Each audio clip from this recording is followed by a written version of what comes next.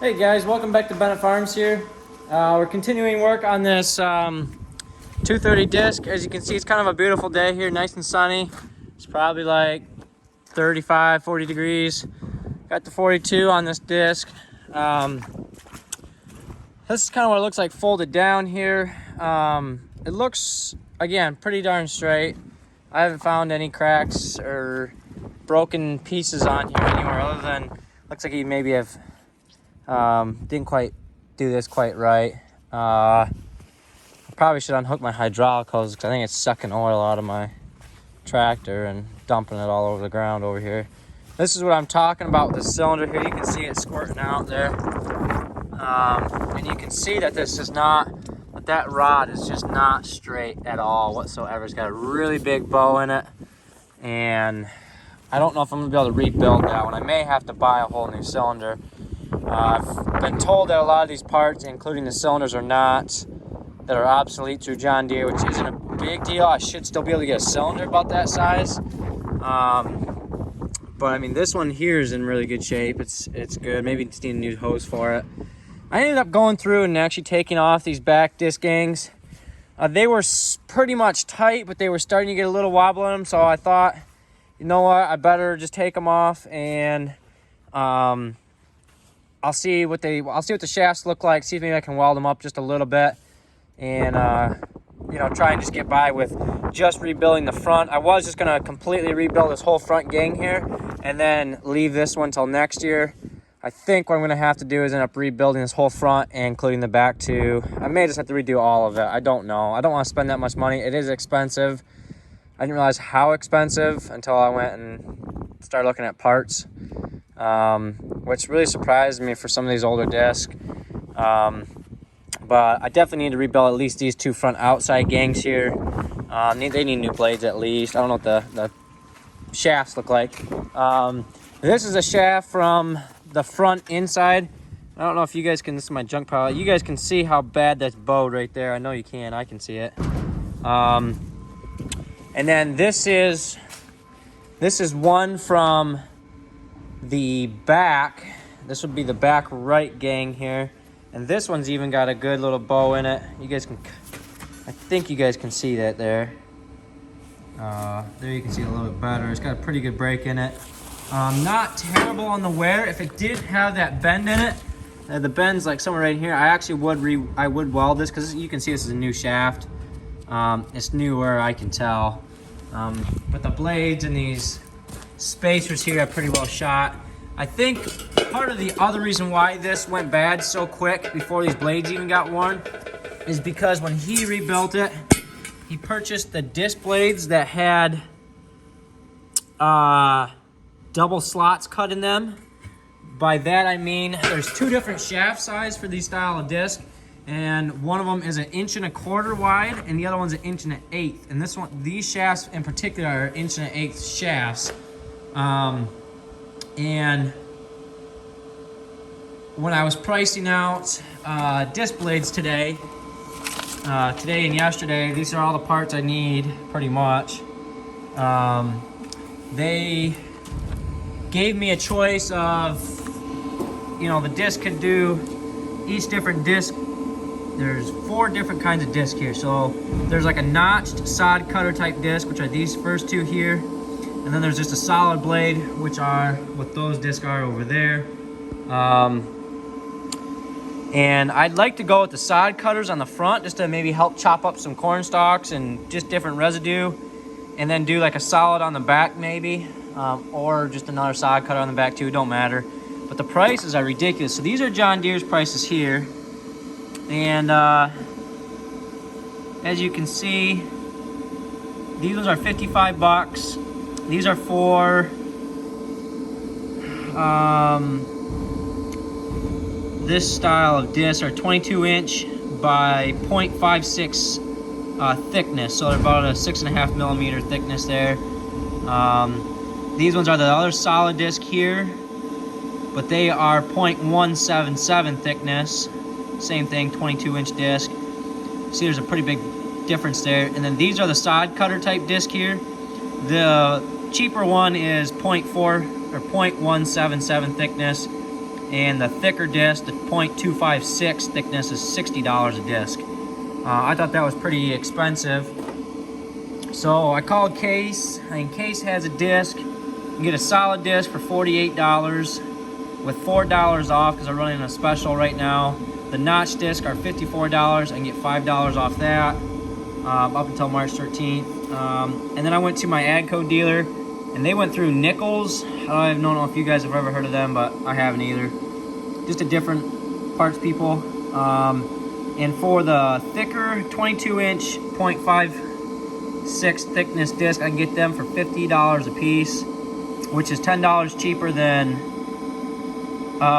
John Deere. Or I could go with the .177, the smaller thickness blade, and get the get down to $37. And then for whatever reason, their solid blades went way up. So their smaller thickness diameter or smaller thickness of a blade is $54, and then their thicker blade, the 2.56, is $70.29, which to me is ridiculous. But you know, this is what I'm looking at to rebuild 2 gangs with the sleeves, the spool, the gang bolt, which is this long rod right here, which I didn't realize, the lock nut, the washers.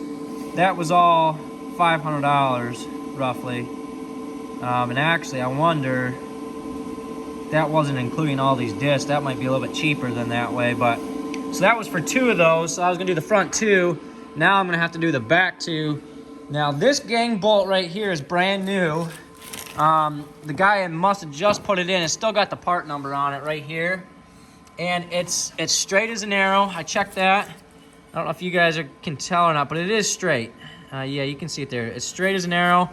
There's not much wrong with it. There's very little wear right here on these blades. So I thought, you know what the hell? Why not try welding it? They're not bad at all. Those ones in the middle are kind of the worst. This one here is the worst, as you can see. So, I mean, why not try and weld it and just try it? Thanks for a couple of you guys' comments. I know a couple of you guys said buy them. A couple of you guys, you know, said weld them up and put it aside and save it for a spare. I might do that. I might try and run this one and then just write on it, you know, the paint marker, welded up one or whatever. But I think these gang bolts in particular are like $140 some. Yeah, you guys can read there. $153 for a gang bolt. So now I gotta buy 2 more. That's $300 right there just in 2 gang bolts. I think for 150, it's 250 plus 50 is 100, 300. So if I can save myself $150 just by welding this up, to me that weld should be stronger than the rest of this metal combined, meaning that I would think by the time I grind this down, get it nice and flat, that this would wear before that weld ever started to wear. I could be wrong. But like I also said, on these discs over here, I'm pretty sure that, like, you can kind of see how those make like a star pattern. And I'm pretty positive that's because those are made, these blades are made for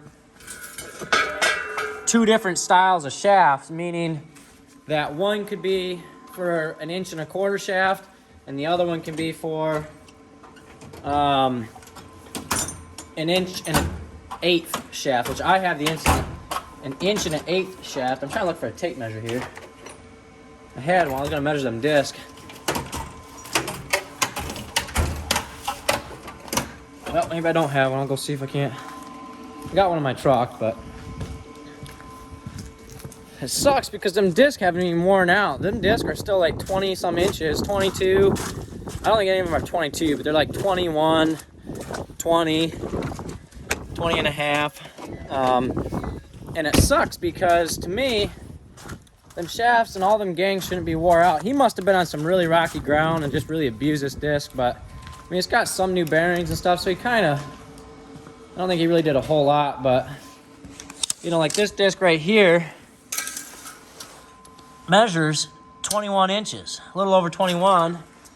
Go to this one right here, and we're still at 21, and that one there is at 21. So to me, I should have got a lot more, that disc should have got a lot more life out of them than disc. And maybe that's just because he wasn't keeping the end nuts tight. I don't know how tight you're supposed to keep those. You're supposed to just really reef on them and keep them tight, or if you're supposed to, you know, see, like that one there's about 20 and a quarter, 20 and 3/4, 5/8, something like that. Sounds a little smaller, but I'm hoping I can get away with reusing some of these parts. Like this piece here, I should be fine. I mean, that's completely square. I don't see any issues with this. This one here's got a new bearing on it. I'm gonna have to compare this piece to a new one to see the thickness difference and to see if I need to replace that along with this piece here. Same thing, like this here obviously needs to be replaced because that doesn't look correct. Or I should say I know it's not correct. The supposed to look like this. And even this one's starting to get a little bit of wear in the corners. I might try and get away with this one. Got another one sitting down there, but same thing. I'm gonna try and reuse these, but you can see that this one's got some wear on it along the edges here. This piece here looks brand new or newer, especially compared to, well, that one, same thing. But you can see this one here is busted and whatnot. So yeah, I'll let you guys know. I'm gonna go ahead and weld this up the rest of the way. I just kind of wanted to show you what it looked like. I've got this really super nice Lincoln Power MIG 210. MP Power MIG, where you can go through and you can set it up to all sorts of different stuff. I can do stick welding, I can TIG weld with this.